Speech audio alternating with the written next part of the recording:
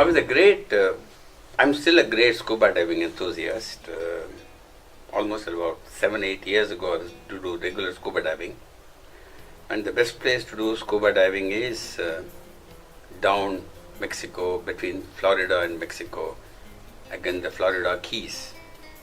A lot of underwater, plantation, all kinds of things happen there. You know what scuba diving is. You put weights in your pocket, you jump down 20 feet into the sea, and the weights take you down. At the same time, you have an oxygen cylinder at the back. You balance yourself, so due to buoyancy, you float. So you need to balance the weight and the weight of lead in your pocket, which sinks you, and the oxygen which lifts you up. So you need to balance so that you stay in the balance. And you need to get that training done, for which you need to get certified. I went through all that process and all that. So after it was all over, one time we went to one of the Florida Keys, one of the places where I went for a scuba diving out. You go with a group of 20 people. There are two rules in scuba diving. One is, you never go alone. You go with another person who is known as a buddy. So that if something happens to you, he can take care of you. Because once you go down, you can't talk to each other, you can't communicate with each other, you go with a buddy, so the buddy will help you. And the second lesson is, you do not go below 75 feet. Because what happens is, when you want to come up, when you run out of oxygen, when you want to come up, you come out at a certain speed. You must come out in about 2, 3, 5 to 10 seconds you must come up. But if you go deeper than that, you will tend to come out at a faster speed. When you come up at a faster speed, that there is a physical law of PV is equal to RT. That is, when the pressure and volume are interrelated. What happens is, when you come up faster, your chest will burst like a balloon, too much pressure. So you're not supposed to come up faster, you must come up only at a certain speed. So one day I went down with a buddy, went down there. It was absolutely fascinating. So I went down, there was an altimeter, you count, you find the depth to which you have gone, 70, 75 feet. There was some fascinating flora and fauna there. So I went down 80 feet, 85 feet, 90 feet. I said, okay, I will come up, I won't go much below, etc., etc. And I was looking, there was a buddy of me. I said, in case there's a problem, I can always call my buddy to help me. And then I was so excited, I went down, didn't see the altimeter. Suddenly I found I was at 120 feet. And I looked around, nobody. I've lost him somewhere.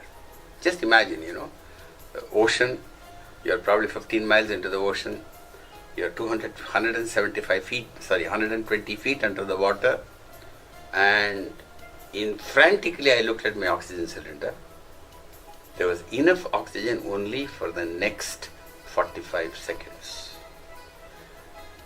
Even I mentally calculated there's no way in which I could have come up to the surface in about 45 seconds, but I thought I will somehow make up my mind and do that. So as I was coming out, there were some of the weeds there. You tie yourself with an oxygen cylinder with a cord, and the cord got stuck among those weeds, it would move. So what happens? You're stuck there. You have only very little oxygen. You need to come up in about 25 to 30 seconds up. You're 100 feet down. I couldn't extricate myself out of that weed. I tried my best. Then what happens is, whenever a thing like this happens, you're frantic. When you're frantic, you consume more oxygen. And it becomes more and more critical. I thought, fine, I'll have a watery grave that day. So as I was thinking that way, suddenly somebody who looked my buddy came around. And then he quickly took me out, took the weed out.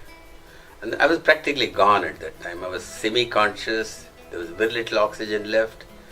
This buddy, probably from some other ship, I thought, not this buddy, came, took me up, lifted me, and I was hanging on to his shoulder. He came up, he had enough oxygen, and then left me by my boat. My boat people saw me I was practically dead.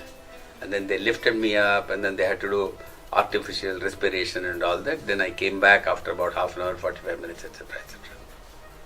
And then suddenly I realized I need to thank that person who helped me up and all that. So I said, look, I want to thank him. So my ship fellows asked me, whom do you want to thank? I said, the chap who brought me up.